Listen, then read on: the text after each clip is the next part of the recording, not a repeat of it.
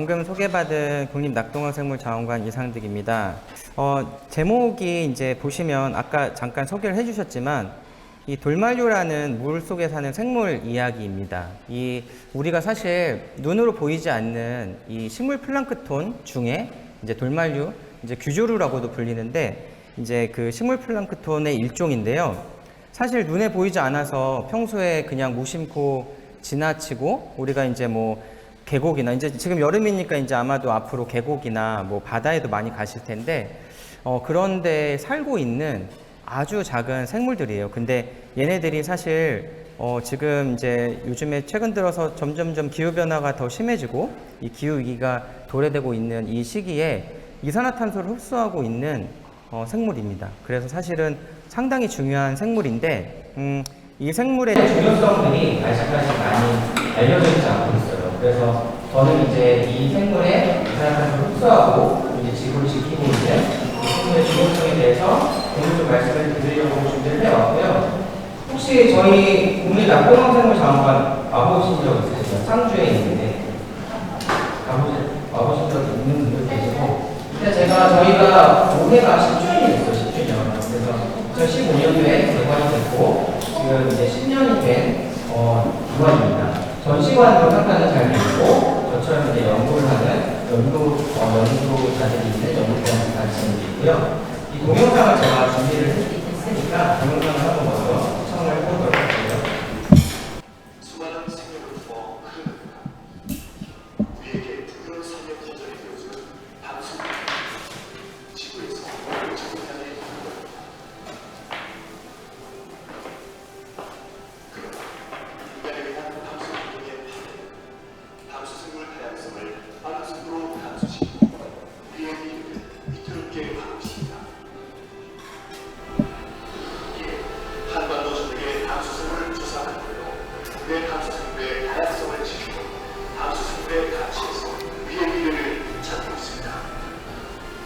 담수생물 자원으로부터 더 나은 미래를 준비하는 우리 국립낙동강생물 자원관입니다. 대한민국의 수많은 강을 따라 살고 있는 소중한 우리의 생명들, 생명이 흐르는 이곳에서 국립낙동강생물 자원관이 시작되었습니다. 담수생물 주권 확보와 다양성 보장, 생물자원의 지속가능한 이용을 목표로 2015년 6월 한반도 전역의 담수생물 전문 연구기관으로 설립되었습니다. 담수생물자원의 소중한 가치로부터 시작된 우리의 도전은 그 가치로 미래를 만들어 나가는 우리의 이야기를 시작합니다. 하천, 호수를 비롯한 습지는 특이 환경에 살고 있는 담수생물에 대한 적극적인 조사 활동으로 담수생물 주권 확보를 위해 힘쓰고 있습니다. 또한 국내 담수생물의 서식지, 종, 유전 다양성 보존을 위해 노력하고 있습니다.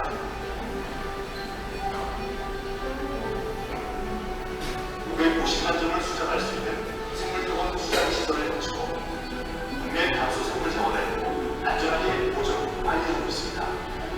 현재 수자들은 공유와 활용에 의한 디지털 공유 수자도로 변화될 예정입니다. 국립낙동강생물 자원관은 담수생물 자원의 지속가능한 기대 가치를 발견하고 있습니다.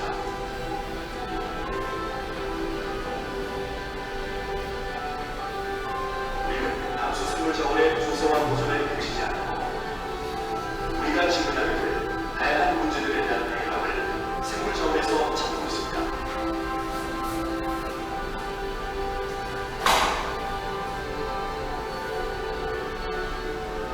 환경오염 저감, 질환 개선 등 바이오 산업에 활용할 수 있는 천연 추출물과 미생물 소재를 찾고 기자연구리, 대량대학 공정기술 기반으로 신가치를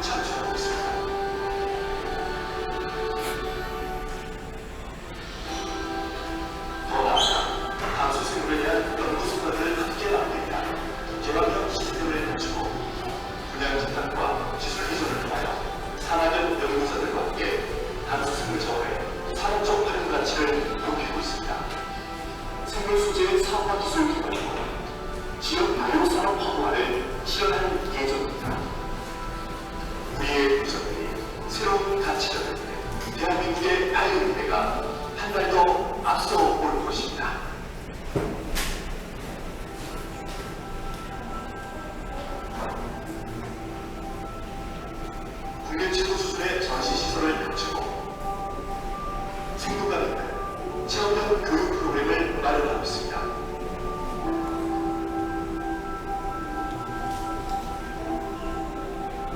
한반도 및 전 세계 9천여 점의 생물 표본 전시와 생물자원 특화 교육 서비스를 통해 생물 다양성의 중요성을 배울 수 있습니다. 국내 최초 ICT 기술을 적용한 미생물 체험관, 미생물의 중요성을 현실감 있게 체험하며 창의적인 생물자원 교육을 가능케 합니다. 더 나아가 5G, AI 기술을 접목한 온라인 및 오프라인 융합 전시 교육 콘텐츠 기반으로 대한민국 대표 생물병원학교 활약하겠습니다.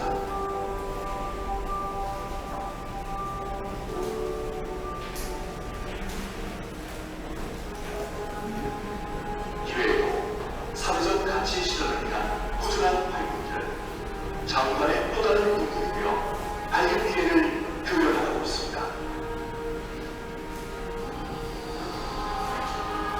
우리에게 생물이란 단순히 살아있는 것이 아닌 우리와 함께 만들어갈 미래입니다. 당수 생물자원의 가치를 함께 잡고 만들고 나누는 최고 연구기관 국립낙동강 생물자원관 국가 단수생물 주권 시험의 중심기관으로 더 나은 미래를 만들어 나갈 것을 약속드립니다.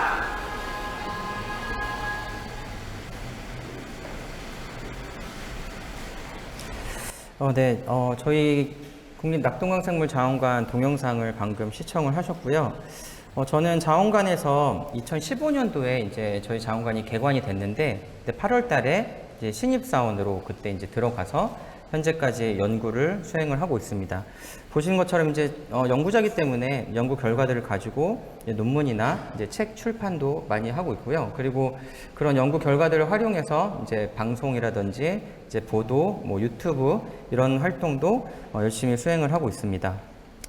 보시는 건 이제 올해 그 MBC 작년이고요. 저거는 MBC 다큐 프라임에서 이제 순천만 갯벌에서 살고 있는 발견된 돌만류, 오늘 이제 말씀드릴 돌만류에 대해서 이제 나온 거고, 그 밑에 왼쪽에는 SBS의 이제 물은 생명이다라는 다큐멘터리가 있는데, 이게 올해 1월 달에 이제 방영이 된 거고요. 오른쪽 아래에 아마 친구들은 알 수도 있는데, 정부르, 유튜브 정부르입니다. 정부르가 저희 자원관에 왔을 때 이제 같이 촬영을 하기도 했습니다. 그리고 이제 다양한 저서들과 논문에 대해서도 이렇게 잠깐 그냥 보여드리고요. 제가 4월 18일 날 이 도입 강연으로 신비로운 돌만류 이야기라고 이제 금과터에서 이렇게 강좌를 했었어요. 그때 이제 사실 20분 정도 강의를 했었는데, 사실 이제 시간이 조금 짧아서 좀 아쉬운 부분도 있었고, 제가 그때 오늘 이 자리에서 이제 조금 더 재밌는 얘기를 더 들려드리겠다라고 이제 제가 그 당시 예고를 했었거든요. 사실 그때 이제 4월 18일 날 금과터에도 오신 분이 여기 계시는지는 모르겠지만, 그래서 오늘은 일단 제가 그때 이제 했었던 이야기보다는 조금 더 다른 얘기들을 이제 좀 준비를 해 왔고요. 특히나 이제 아까 제목에서도 이 이산화탄소를 흡수한다라고 했기 때문에, 사실 이 이산화탄소를 흡수한다는 건 기후변화와 밀접한 연관이 있다는 말이 되기 때문에, 기후변화에 대해서 이제 많은 말씀을 좀 드리려고 합니다. 특히 이제 아이들 같은 경우에 주변에서 기후변화, 뭐 탄소 중립, 뭐 이런 얘기는 상당히 많이 들었을 테지만, 사실 실질적으로 그런 것들에 대해서 공부를 할 수 있는 기회는 그렇게 많지는 않을 거라고 생각을 해요. 그래서 제가 오늘 이 기회에 이제 그런 얘기들, 개념적인 얘기들을 좀 준비를 해왔고요. 이거는 제가 그때 4월 달에 이 돌만류에 대해서 소개를 했던 문구예요. 유리로 만들어진 생물이 지구상에 존재할까요? 라는 질문인데요. 이 돌만류는 이제 당연히 존재를 하니까 제가 질문을 했겠죠. 이 보시는 것이 이제 돌만류를 광학 현미경으로 찍은 사진입니다. 이게 지금 실제로 크기가 한 50 마이크로미터, 100 마이크로미터 정도의 크기인데, 우리 머리카락 두께가 100 마이크로미터 정도 같아요. 그래서 얘네 크기가 지금 머리카락 두께보다도 작을 수도 있고 조금 클 수도 있고, 그 정도의 이제 크기를 가지고 있는 생물입니다.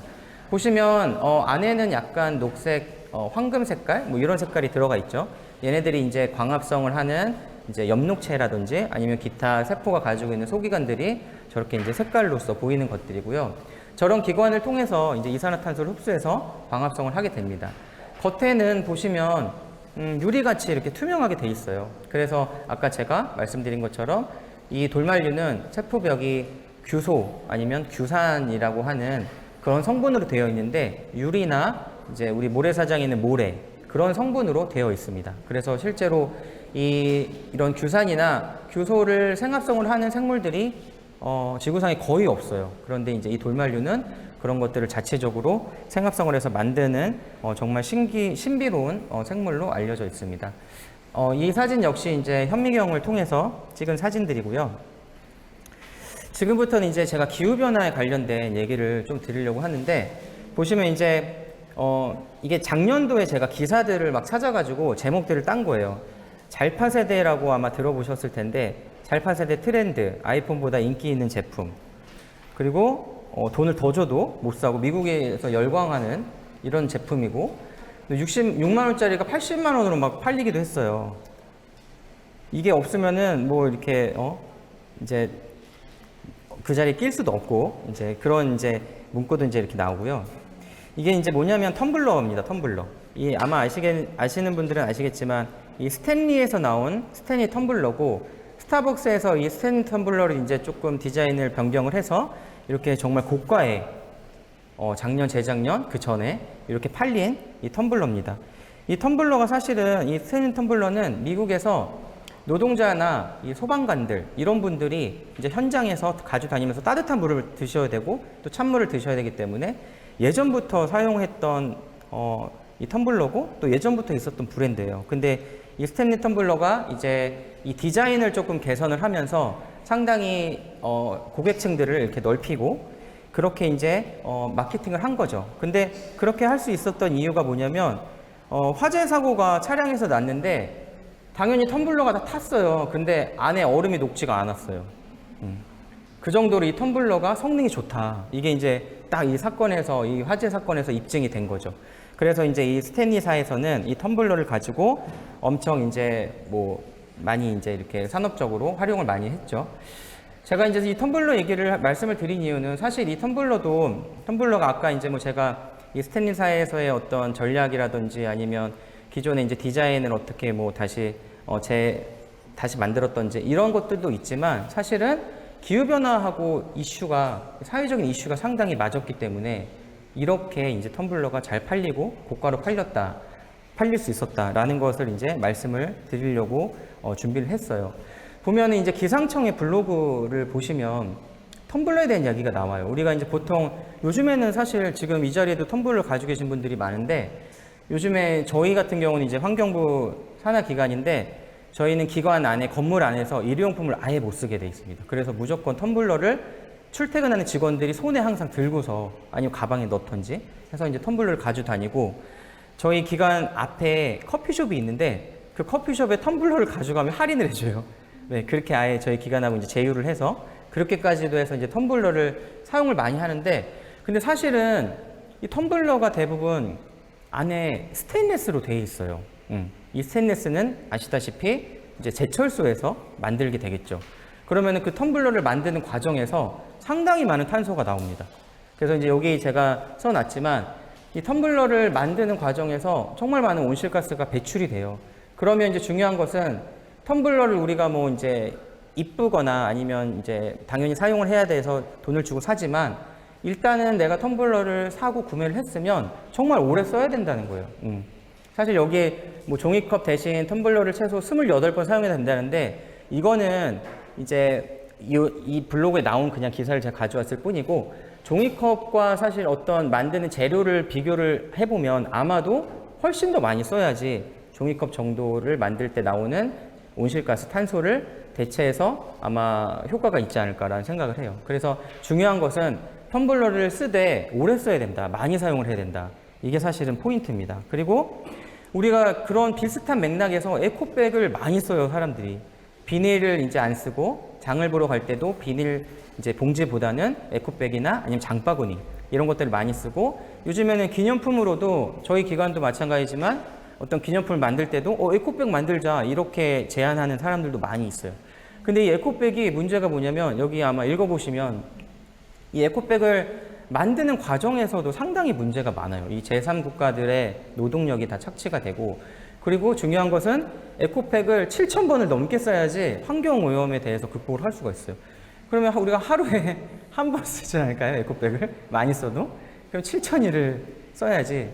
그러니까 이런 것들이 사실은 약간 이제 기후변화를 우리가 제대로 알고 이런 것들을 재사용이나 이런 것들도 제대로 알고 써야 된다. 이런 것들을 이제 말씀을 드리고 싶고요. 이게 뭐냐면 왼쪽 사진이 혹시 이 사진 보신 적 있으신가요? 유사한 사진들. 이게 뭐냐면 아프리카인데요. 우리가 아파트마다 헌옷 수거함이 다 있습니다. 우리가 이제 사실 헌옷을 수거함에 넣을 때 상당히 좋은 의도로 넣어요. 이거 내가 이제 헌옷이니까 내가 여기다 넣으면 이게 다른 사람한테 가서 재활용도 재사용도 될 수도 있고, 아니면 뭐 이제 옷을 못 사는 분들한테도 갈 수 있고, 아니면 외국으로 수출돼서 또 다른 사람이 입을 수도 있고, 이런 생각을 하는데 실제로 그 수거함에 있는 대부분이 쓰레기장으로 가요. 그것도 아프리카의 쓰레기장으로 갑니다. 저게 지금 뭐냐면 아마 저기에 우리나라에서 간 것도 많이 있을 거예요. 선진국이나 이런 데서 이렇게 헌옷을 버린 것들이, 수거함에 들어간 것들이 저렇게 돈을 주고 아프리카로 저렇게 가서 산더미처럼 쌓여 있어요. 저게 비단 저렇게 한 군데만 쌓여 있는 게 아니라 여기저기 이렇게 쌓여 있고, 이게 위에 보면은 아프리카에 사는 소들이에요, 소들. 저 소들이 저기 위에 올라가 있어요. 쟤네들이 왜 올라가 있는 줄 아시나요? 얘네들이 이거를 산이라고 생각해요. 진짜. 그래서 저기 올라가서 이걸 먹어요. 초원이 산이라고 생각해서, 풀이라고 생각해서 쟤네들이 이걸 먹고 죽는 거예요. 그래서 실제로 이제 그 죽은 짐승들의 이제 그걸 해보면, 이제 갈라보면 그 안에서 저 헌옷들이 다, 조각들이 다 발견이 되고, 그런 상황이 펼쳐지고 있습니다. 그래서 이제 사실 제가 이런 사진을 제가 알게 된 계기는 저 책입니다. 옷을 사지 않기로 했습니다라는 책인데, 이소연 작가의 강의를 제가 재작년에 한번 우연히 들었어요, 가서. 근데 이 이소연 작가가 이제 대학을 다닐 때 외국을 다니면서 자기가 옷을 사지 않아야겠다, 환경오염, 기후변화 때문에, 이런 걸 결심을 하고 저 책을 쓴 건데, 거기에 이제 저런 내용이 나옵니다. 그래서 아마 저도 이제 이 책하고 상관이 없지만 아마 기회가 한번 되시면 저 책을 한번 읽어보시는 것도 제가 추천을 드립니다. 지금 말씀 제가 잠깐 드린 것만으로 해도 지금 표정들이 좀 안 좋으신 분들도 계시는데, 사실 지금 우리나라는 그렇게 심하진 않지만 외국에는 이미 학생들이나 젊은 층들에서 이 기후 우울증을 겪고 있는 친구들이 상당히 많아요. 이게 거의 지금 아예 이제 이런 개념 자체가 나올 정도로 기후 우울증을 겪고 있는 친구들이 많은데, 보시면은 뭐 이제 다음 주장들에 대해 동의를 하는가 해서 다양한 질문들이 있어요. 근데 이 설문조사를 해보면 이건 이제 우리나라에서 심지어 설문조사를 한 건데도 불구하고 상당히 많은 젊은 친구들, 젊은 세대들이 이렇게 기후 때문에 아이도 안 낳을 거고 결혼도 안 할 거고 심지어 직장도 안 가려는 사람들이 있어요. 사실은 잘 이해가 안 갈 수도 있지만 사람마다 느끼는 건 다르기 때문에 실제로 그들은 이 기후 변화를 정말 몸소 느끼는 거죠. 그래서 이제 보시면 실제 이제 이거는 외국에서 영국, 미국, 핀란드, 프랑스, 미국이랑 이제 유럽 쪽에서 설문조사를 한 거예요. 보면은 인류가 지구를 지키는 실패했다라고 생각하는 사람이 83%나 돼요. 그리고 기후변화로 미래가 두렵다. 그리고 이제 많은 것들이 있죠. 그래서 정말 걱정된다. 이것만 봐도 이 친구들이 앞으로 기후변화 때문에 어떤 일을 할 수 있을까라는 생각이 사실 들게 돼요. 그래서 이런 식으로 기후 우울증이 정말 심해지고 있는 상황입니다. 그래서 보면은 이제 이런 기후변화가 이제 저희가 보통 기후변화를 말할 때 최근 100년 이후부터 현재까지의 이제 기후의 급작스러운 변화를 말을 하게 되는데 2019년 9월부터 2020년 2월까지 한 5개월, 4개월 동안 호주에 산불이 났어요. 이게 이제 동영상인데 제가 동영상은 그냥 스킵을 할 건데, 그리고 캐나다에도 23년도 8월 달에 산불이 났는데 중요한 것은 이제 이 산불의 규모와 횟수가 이제 문제인 거예요. 이제 당연히 산불 날 수가 있죠. 우리나라도 산불이 과거에도 많이 났었고 조선시대도 조선시대 문헌들을 보면 산불의 흔적들이 많이 기록이 돼 있어요. 근데 이제 중요한 것은 호주가 산불로 인해서 전체 숲의 14%가 타버렸어요, 이때. 근데 야생동물이 5억 마리가 죽은 거예요. 그리고 이 면적을 보면은 우리나라 한반도의 85%나 됩니다. 그리고 지금 왼쪽에 보시면 저게 이제 위성, 그 지구의 위성 사진인데 호주 쪽에 지금 빨갛게 보이시죠? 저게 그 당시에 이제 불이 날 때, 화재가 났을 때, 산불이 났을 때 저렇게 빨갛게 보이는 거고. 근데 이게 이제 문제가 뭐냐면, 만약에 인간의 실수라든지 아니면 어떤 그런 것 때문에 인재라든지 이런 걸로 호주 이제 산불이 났으면 뭐 이해를 할 수가 있는데, 화염 토네이도나 마른 벼락처럼 이게 약간 말도 안 되는 기상 이변 때문에 기후 변화로 인한 이런 현상들 때문에 산불이 난 거예요. 갑자기 토네이도가 저렇게 불길의 토네이도가 막 생기고 비도 오지 않는데 마른 하늘에 우리 날벼락이라고 하는 말이 있지만 이 마른 벼락이 이렇게 쳐서 저런 것들이 약간 불쏘시개 역할을 하는 거죠. 정말 건조한 숲에 저런 것들이 막 쏴주니까 그래서 이제 호주 산불이 이 기후 변화 또 이제 기후 위기의 가장 큰 예시가 지금 현재 되고 있고요. 그리고 이 호주 산불의 이제 또 다른 위성 사진을 보면 연기가 저렇게 막 나오고 있어요. 우리가 이제 아마 요즘에는 이제 다 아시겠지만 전 세계에서 나라별로 너네 나라가 1년 동안 배출할 온실가스 양을 정해 그리고 그걸 지켜 이렇게 약속을 다 하고 있어요.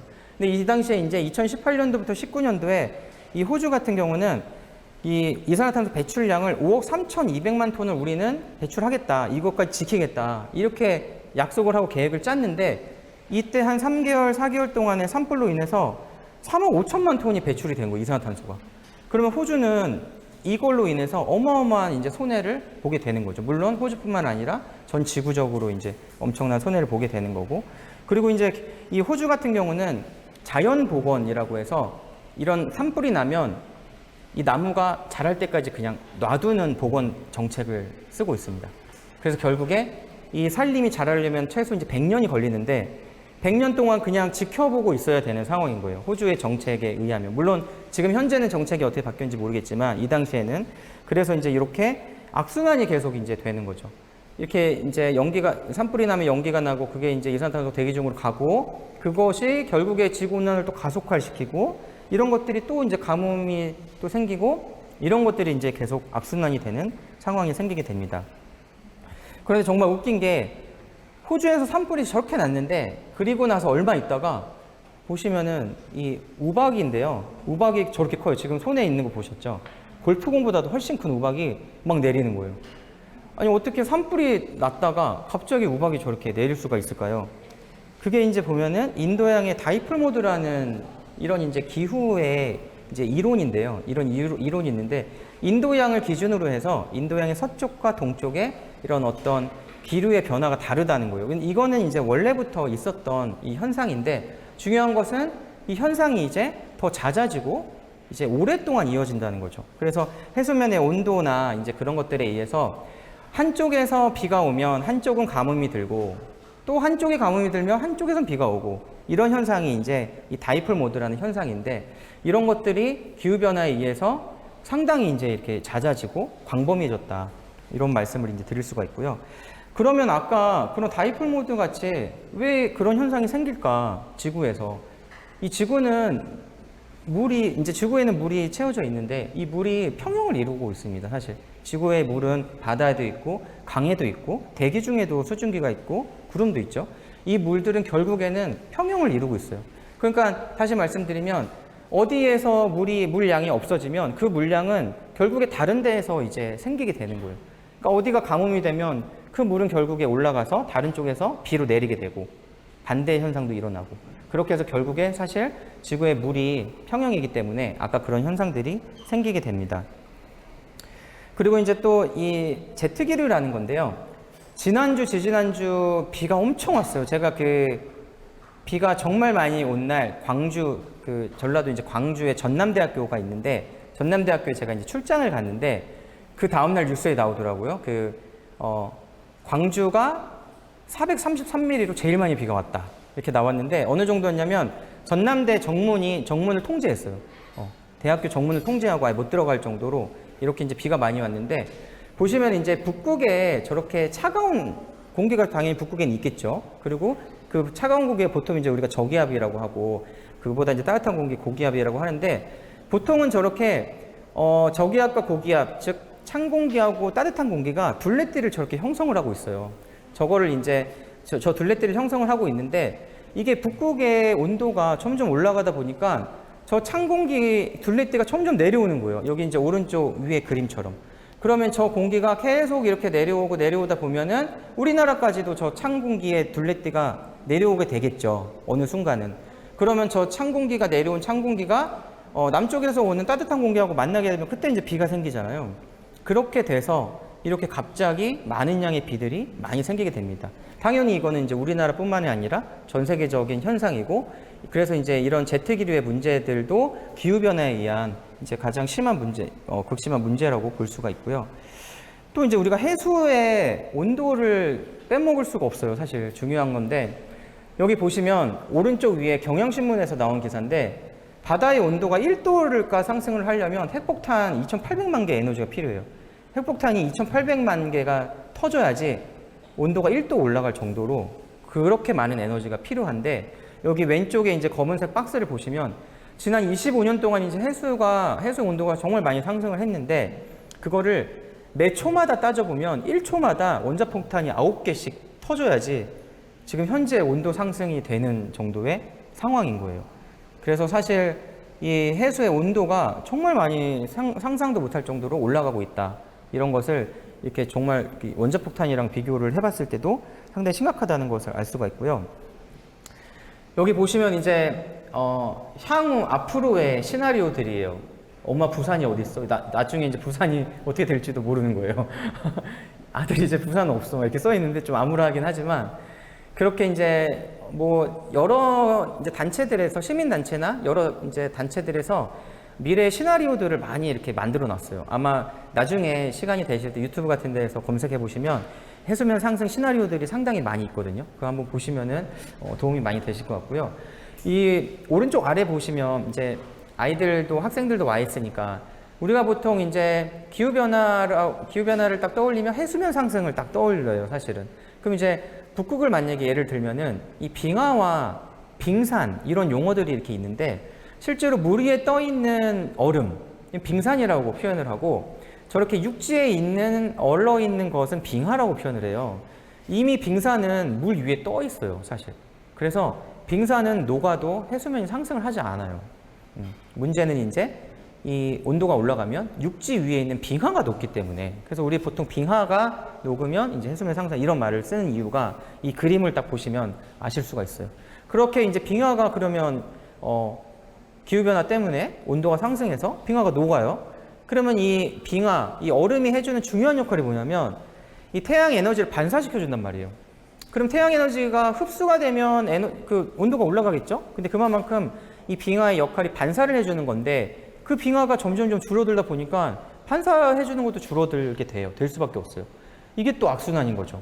빙하도 녹고, 빙하가 녹기 때문에 태양 에너지 반사해주는 양도 줄어들고, 다 반대로 말씀드리면 흡수하는 게 많아지고, 그러면 또 온도가 올라가고, 이게 이제 악순환이 계속 이렇게 되는 겁니다. 네. 그래서 이제 이번에는 제가 기후변화와 탄소에 대해서 얘기를 좀 말씀을 드릴 거예요.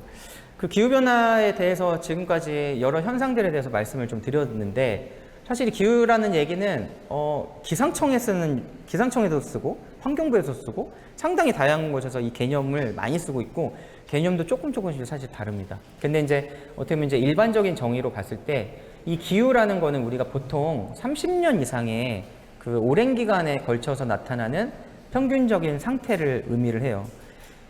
재미있는 예시를 들어드리면, 우리가 이제 보통 너 오늘 기분이 어때? 물어보잖아요. 너 오늘 기분. 이 기분은 날씨예요. 너 기분 어때? 물어보는 건 우리가 오늘 날씨 어때? 이거랑 똑같은 표현이에요. 근데 그 사람의 성격, 성향, MBTI. 이 MBTI가 기후라고 볼 수가 있어요. 이 사람은 우리가 이제 그런 말을 많이 하잖아요.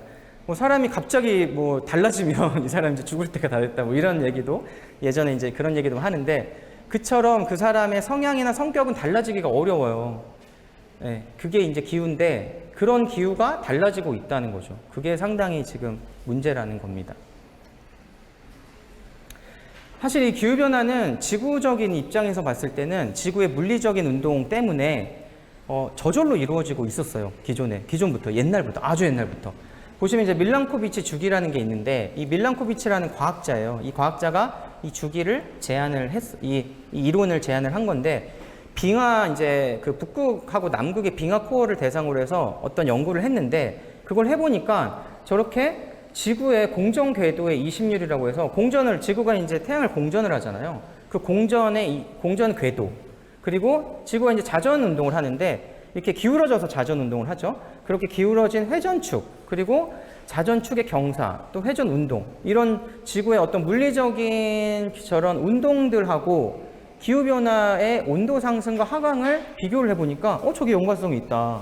이렇게 이제 이 밀랑코비치라는 이분이 이제 그거를 발견을 한 거예요. 그래서 사실 여기 이제 그래프가 좀 어려울 수도 있지만 이 지구의 기후 변화는 10만 년을 주기로 계속 상승과 하강을 이렇게 반복을 하고 있었어요. 그런데 이제 문제가 뭐냐면 그리고 이 태양에 보면은 흑점이라는 게 있어요. 태양의 흑점이 커지던지 많아지면 그만큼 태양의 에너지가 많아지고 뜨거워지는 거고, 반대로 태양의 흑점 수가 적어지고 흑점의 크기가 작아지면 태양의 에너지가 적어져서 태양의 이제 수명이 점점 이제 다 되는 거죠. 이 태양의 흑점 수도 상당히 지구의 기후 변화와 기온의 변화와 밀접하게 연관이 있다라고 이렇게 연구 결과가 있습니다. 그런데 이제 아까 밀랑코비치 주기나 태양의 흑점이라든지 이런 것들은 자연적인 현상인데, 문제는 뭐냐면 최근에 50년 동안 아니면 최근에 100년 동안 이때 너무 급작스럽게 저렇게 기온이 상승을 한 거예요. 아까 제가 10만 년을 주기로 해서 원래는 왔다 갔다 하는 건데 갑자기 최근에 들어서 이렇게 기후가 올라갔고, 그 원인이 이렇게 보고서에 의하면은 인간에 의한 영향이다, 대부분. 저 막대기가 이제 인간에 의한 영향이 대부분이다라는 걸 보여주는 건데, 그래서 사실 인간이 활동에 의해서 이산화탄소나 온실가스가 배출돼서 그걸로 인해서 온난화가 되는 이유가 상당히 많다, 지배적이다, 이렇게 이제 볼 수가 있는 거죠. 그리고 그게 최근에 이제 급격하게 진행이 됐다, 이렇게 볼 수가 있고요.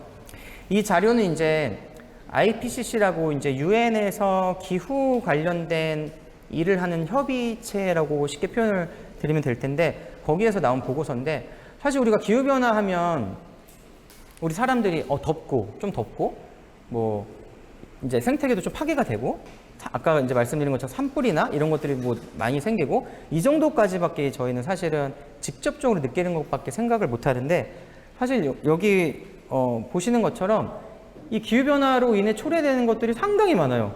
심지어 전쟁도, 기후변화가 심할 때 전쟁도 많이 일어난다라는 보고서도 있어요. 실제로 어떤 아프리카 같은 내전을 많이 하는 나라들은 그게 기후변화하고 상당히 밀접하다, 이러한 보고서도 이미 보고가 된 바가 있고, 여기 보시는 것처럼 기후변화는 상당히 많은 것들을 이렇게 좌지우지하고 피해를 주게 됩니다. 그래서 우리가 이제 지금까지 이산화탄소에 대한 얘기를 했는데, 사실 이 탄소 이 부분은 제가 이제 학생들한테 조금 알려드리려고 이제 가져왔는데, 우리가 보통 탄소가 사실 중요하다는 거는 다 아실 거예요. 우리가 어떤 화합물을 말을 할 때 유기화합물, 무기화합물, 유기화합물은 탄소가 들어가 있는 거, 무기화합물은 탄소가 안 들어가 있는 거, 이렇게 탄소를 기준으로 이 화합물을 구분할 정도로 탄소는 정말 중요하고, 이제 생명체를 이루는 단백질, 또 지방, 탄수화물, 이것들이 다 이제 탄소로 이루어져 있죠. 근데 이제 중요한 것은 이 탄소가 그러면 왜 문제가 되냐, 이렇게 좋은 거 아닌가 라고 생각이 들 수가 있어요. 문제는 뭐냐면 여기 제가 이제 써놨는데, 탄소의 무한한 가능성, 이게 문제예요. 이게 탄소는 사실 최대 다른 원자 4개와 결합을 할 수가 있어서 다른 원자들을 만나면 너무 결합을 하길 좋아해요. 그래서 탄소가 결합해서 메탄도 만들어지고 이산화탄소도 만들어지고, 그렇게 많은 어떤 온실 효과를 일으킬 만한 그런 것들, 안 좋은 것들을 많이 이제 만들 수 있는 가능성이 너무 큰 거죠. 그래서 사실은 탄소의 이제 좋은 점일 수도 있지만 안 좋은 점일 수도 있는 거죠. 그래서 실제로 이제 국제적으로 전 세계에서 지정하고 있는 온실가스가 있는데 6개 온실가스를 이렇게 지정을 해놨어요. 보시면 뭐 이산화탄소, 메탄, 이산화질소 이런 식으로 이제 있는데 그 중에서 아시다시피 이산화탄소가 가장 많은 이제 온실가스로서 가장 많은 양이 이제 배출이 된다고 알려져 있고요. 최근에는 사실 메탄도 상당히 많이 이슈가 되고 있어요. 메탄이 이산화탄소보다 28배 정도의 강력한 온실 효과를 가지고 온다. 그렇게 이제 알려져 있어서 메탄도 생성되는 양은 상당히 적지만 사실 이산화탄소에 비해서 그런 효과적인 면에서는 위험하다. 이런 얘기들이 사실 많이 나오고 있고요. 이 온실가스는 사실 너무 중요한 거예요. 지구에 만약에 온실가스가 없다. 그러면 지구의 온도가 영하 20도로 떨어집니다. 이 온실가스가 있기 때문에 우리가 이렇게 생명체가 살 수가 있어요. 그런데 문제는 뭐냐? 당연히 너무 많아서요, 많아서. 이 온실가스가 아까 말씀드린 6대 온실가스가 너무 많아지다 보니까 이거는 기온을 어느 정도 일정하게 유지를 해주는 걸 넘어서서 이제는 따뜻하게 만들어주고 있으니까 그게 이제 문제인 거죠.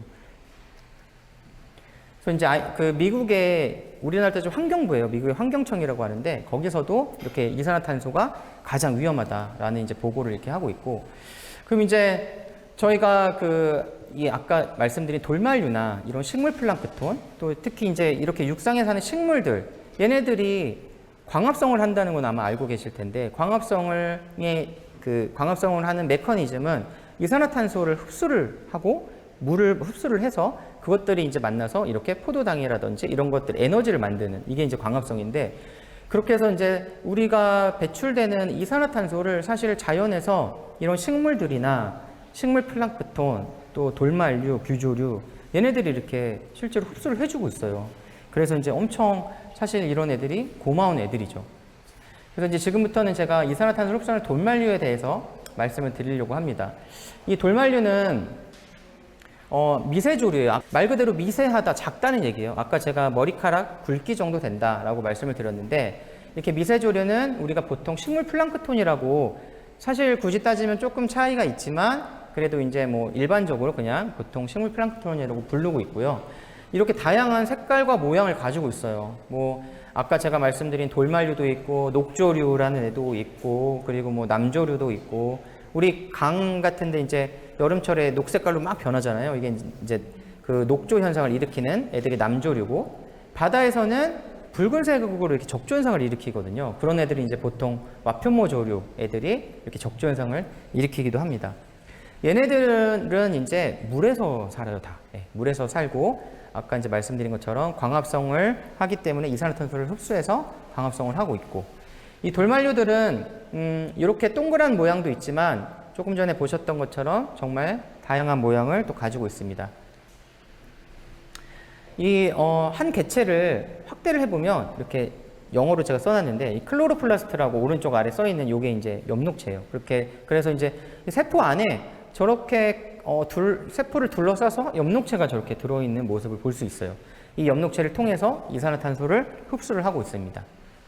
전자현미경이라는 장치가 있는데 정말 고배율로 찍을 수 있는 장치예요. 그래서 아까 이제 머리카락 굵기 정도인데 이렇게 전자현미경으로 찍으면 정말 크게 찍혀요. 보시면 잘 안 보이실 수도 있지만 저기 이제 뭐 배율이 9,000배, 13,000배 이런 식으로 엄청 고배율로 이렇게 찍을 수 있는 장비로 이런 애들을 이제 분석을 할 수가 있습니다. 실제로 우리가 물을 떠서 이제 하천물이라든지 바닷물을 떠서 현미경으로 보면 이렇게 이제 보여요. 이런 애들이 이제 실제로 보이게 되고, 이렇게 녹색깔로 보이는 부분들이 아까 이산화탄소를 흡수하는 역할을 하고 있는 이제 엽록체들이 이렇게 보이게 됩니다. 그래서 이제 말씀드린 것처럼 이 미세조류는 담수나 해양에서 퇴적층의 표면이나 아니면 물에 떠다니면서 이렇게 이산화탄소를 흡수를 해요. 그런 식으로 이산화탄소 흡수해서 이제 광합성을 하고, 또 깊은 퇴적토에도 얘네들이 들어가 있어요. 그래서 탄소를 저장하고 격리하는 데도 기여를 하고 있고요. 그리고 이제 맨 아래 보시면 이 돌만류, 특히 이제 돌만류 같은 경우는 육상에 사는 우리가 알고 있는 이제 나무라든지 그런 녹색깔 식물들보다 10배에서 최대 50배까지 이산화탄소를 흡수하는 그런 능력이 더 뛰어나다고 알려져 있습니다. 제가 이제 그 우포늪이라고 이제 창녕에 있는데 그 우포늪에서 이 돌만류가 이산화탄소를 흡수해서 어떻게 퇴적층에 저장을 하고 흡수를 하는지 그러한 연구를 2년 전부터 올해 이제 3년 차인데요. 수행을 하고 있어요. 그래서 이거는 5월 달에 브이로그를 촬영을 한 겁니다. 그래서 이 브이로그를 한번 보시면 우포늪에서 실제로 이 돌만류에 대해서 아니면 탄소 저장에 대해서 흡수에 대해서 어떻게 연구를 수행을 했는지를 보실 수가 있어요. 그래서 이거를 한번 보여드리도록 하겠습니다.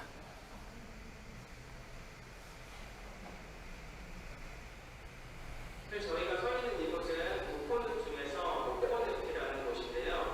오늘 우리는 빨간 선이 깜빡거리는 게 뭐예요? 말은 어디쯤부터 말해야 되죠? 하나, 둘. 저게 좀 자연스럽게 안녕하세요.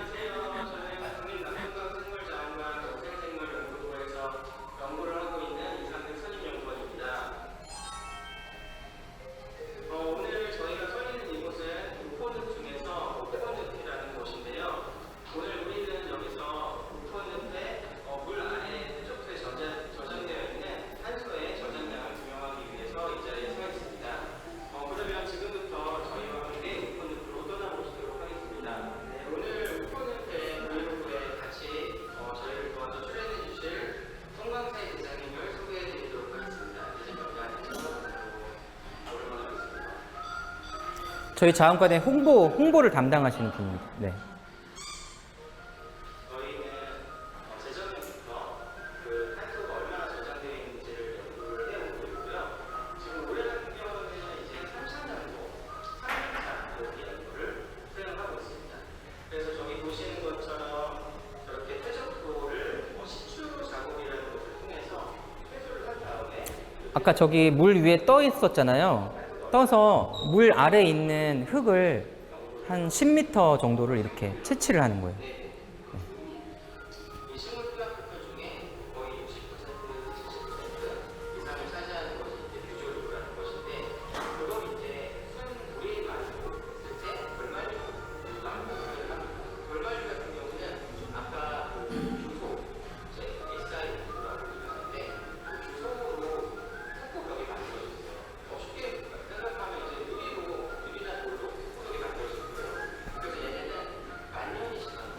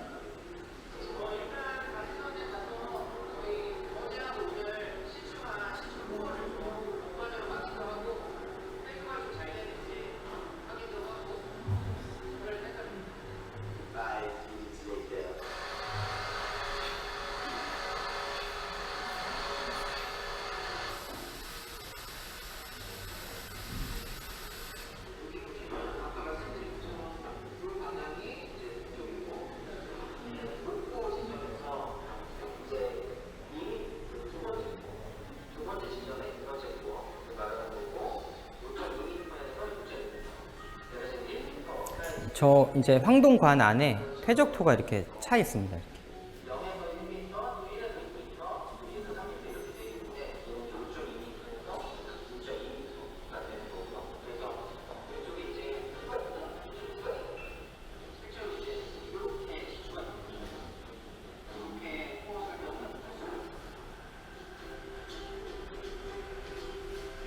이제 아까 보신 그 항공관에 들어있는 쾌적토를 항공지질자원으로 시켜서 거기에서 잔처리와 다른 분석들을 위한 실무 처리를 수행을 할 예정인데요. 이 자리에 항공지질자원연구원의 이홍일 책임연구원분을 모셨습니다. 네, 안녕하세요. 한국지질자원연구원 이성훈입니다. 일단은 간단하게 소개를 드리겠습니다.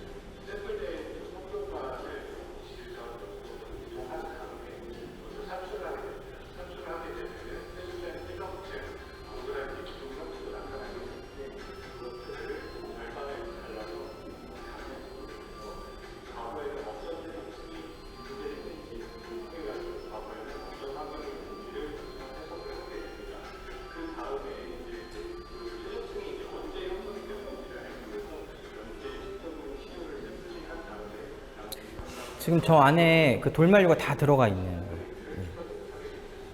매년마다 얼마만큼의 탄소가 저장이 되는지를 분석을 수행을 하게 되는데요. 그런 때분석 방법에 대해서 간략하게 한번 말씀해 주시겠습니까?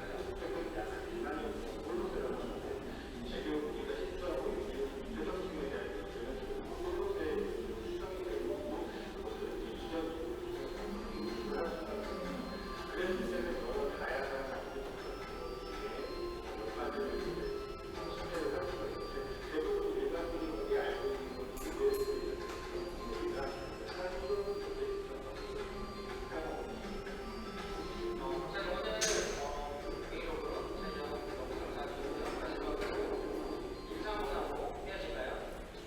감사합니다.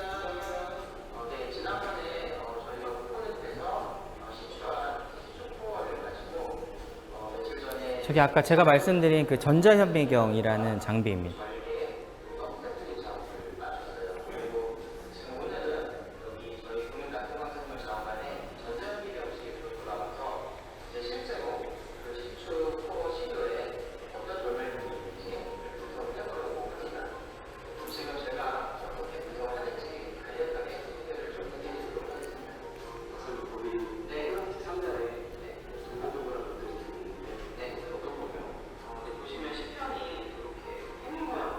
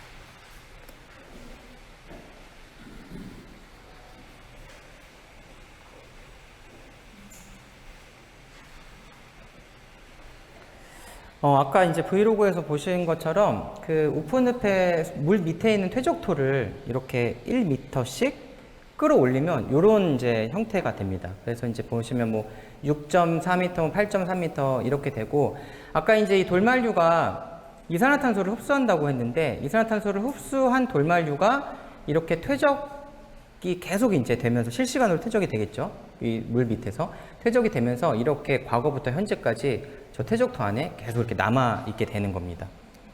그렇게 해서 이제 저희는 그런 것들, 거기 이제 과거부터 현재까지 퇴적토에 있는 돌만류를 또 분석을 하면 걔가 얼마만큼의 탄소를 가지고 있는지도 파악을 할 수가 있게 되는 거고요. 그래서 이제 요거는 아까 전자현미경으로 이제 촬영한 그 돌만류의 모습이 되겠고, 제가 이제 요것만 한번 보여드리고 오늘 강의를 마무리를 하도록 할게요. 이게 이제 아까 오픈늪에 제가 브이로그에서도 얘기를 했는데, 오픈늪에 총 탄소가 퇴적토에 11만 6천 톤 정도가 저장되어 있더라고요. 계산을 해보니, 계산상으로. 우리가 이제 저 넓은 곳을 다 시추를 해서 알아볼 수는 없으니까 대표적인 것만 이제 시추를 해서 계산을 이렇게 하게 되는데요. 산출을 해보면 이게 저렇게 되고, 이 탄소를 이산화탄소로 또 환산을 할 수가 있어요. 분자량으로 이제 곱하기를 해가지고 환산을 할 수 있는데, 그러면 이산화탄소 기준으로는 42만 4천 톤 정도가 이제 그 6m, 7m 깊이에 저장이 되어 있는 거예요. 근데 여기서 이제 중요한 거는 저 가운데 보시면 연간 저장량인데요. 이제 매년마다 그러면 얼마만큼이 오픈늪에서 저장이 되고 있냐, 탄소가. 이게 상당히 중요한 겁니다.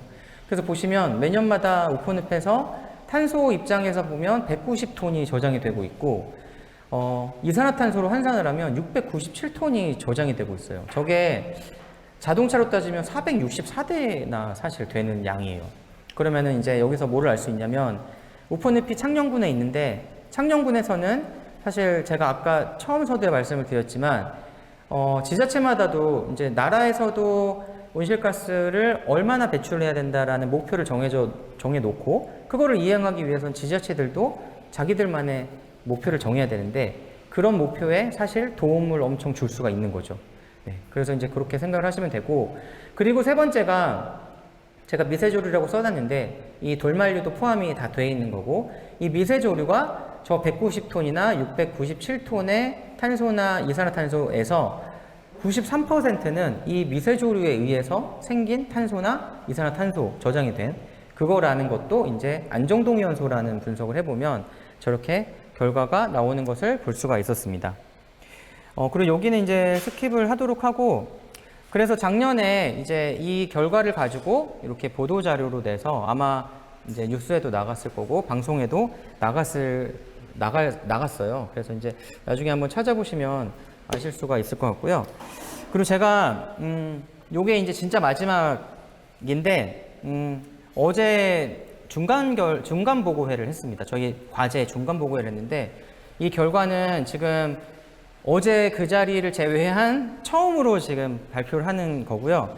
우리나라에서 지금 내륙습지에서 이런 계산이 된 적이 처음입니다. 다시 말씀드리면 메탄과 탄소 저장의 산출을 통해서 실제로 순 이산화탄소 흡수량이 계산을 한 게 이제 우포에서 처음으로 계산이 된 거고, 작년 재작년에는 메탄 생성에 대한 연구를 하지를 못했어요. 근데 올해 지금 중간 1월부터 지금까지 메탄 생성 연구를 해봤는데, 보니까 결론적으로 계산을 다 해보면 우포늪에서는 온실가스 배출보다 이산화탄소 흡수가 많다. 그리고 그게 연간 75톤 정도가 흡수가 되고 있다. 이것을 이제 산출을 할 수가 있었습니다. 그런데 이거는 최대한이고요. 사실 실제로 더 많은 분석들을 해보면 아마 저 순흡수량은 더 많아질 거로 지금 추정을 하고 있어요. 그래서 오늘 제가 이제 기후변화부터 해서 돌만류가 어떻게 이산화탄소를 흡수하고 또 저장을 하고 있는지 그런 얘기들을 실제 저희 연구 사례를 통해서 말씀을 드렸고요. 발표는 여기서 이제 마치도록 하겠고요. 혹시 궁금한 거 있으시면 질문을 해주시면 제가 답변을 드리겠습니다.